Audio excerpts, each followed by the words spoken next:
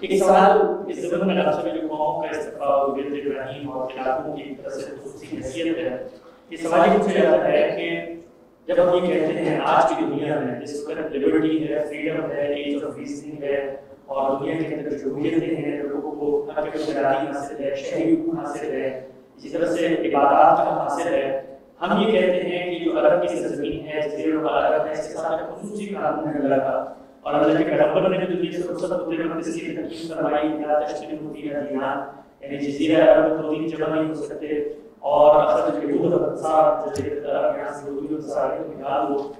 تو اس وقت ہم جس دنیا میں کھڑے ہوئے ہیں، وہاں پر اگر ہم اپنی کسی سرزمین کے بارے میں دعویٰ کرتے ہیں تو اسی نوعیت کے دعوی ہمیں باقی جگہوں بھی نظر آتے ہیں۔ ہندوستان کے بارے میں بھی نظر ہے، وہ کہتے ہیں یہ قرآن کی سرزمین ہے، مسلمانوں کو یہاں سے نکال دو۔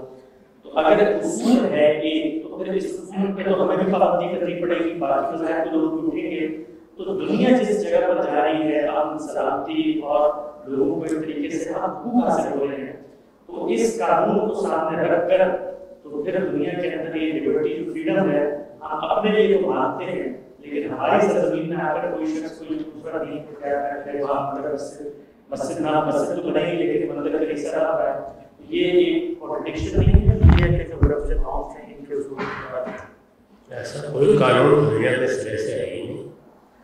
آپ کے گھر پر آپ کو اختیار حاصل ہے، آپ کی مسجد ہے، میڈیکل آپ کا میڈیکل ہے، چرچ آپ کا چرچ ہے۔ جب آپ ایک مرتبہ کسی جگہ کو خاص کر لیتے ہیں تو اس خصوص کا ساری دنیا احترام کرتی ہے۔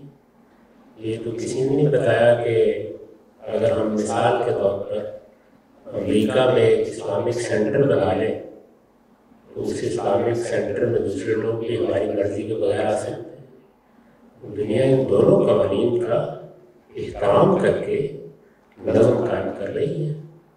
جزیرہ نما عرب سے ہمیں کسی کو نہیں نکالنا، وہ معاملہ اللہ تعالیٰ اپنے آخری پیغمبر کے ذریعے سے کرا چکے۔ اسی وقت کہہ دیا گیا تھا کہ اس سرزمین میں یکون الدین کلہ للہ، صرف اللہ کا دین رہے گا اور کوئی دین کے یہاں پہ جمع نہیں ہو سکتا۔ رسول اللہ نے بھی اس کا اعلان کر دیا۔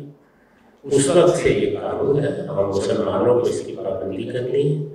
وہاں موجود کسی شخص کو نکالنے کی ہمیں کوئی ضرورت ہی نہیں ہے۔ ہم تو صرف یہ کہتے ہیں کہ وہاں آنے کے لیے یا وہاں رہنے کے لیے یہ ضروری ہے کہ آپ اس دین کو مانتے ہو جو حرم کے پروردگار کا دین ہے۔ اس کے سوا کوئی بات نہیں۔ یہی قانون دنیا بھر میں جائز ہے، ویٹیکن میں بھی اسی اصول پر آپ جا سکتے ہیں۔ یہ قوانین ایسے ہی دنیا میں مختلف پہلوؤں سے رہے۔ اگر ہندوؤں نے بھارت کے بارے میں ایسا کوئی قانون اپنے پروردگار سے حاصل کر لیا ہے، میرے خیال میں ان کو اس پر عمل کرنا چاہیے۔ دنیا میں ہمت ہوگی تو نہیں عمل کرنے دیں۔ رسول اللہ نے بھی ایسے ہی کیا، انہوں نے آ کے خدا کے قانون پر عمل کا فیصلہ کیا۔ ان کے پاس کوئی طاقت نہیں تھی، کوئی ایٹم بم نہیں تھے، وہ تنہا انسان تھے، خدا کی مائیت ان کے ساتھ تھی۔ اس کے بعد اللہ تعالیٰ نے اس پر عمل کرا لیا۔ جس کے ساتھ خدا ہوگا وہ عمل کرا لے۔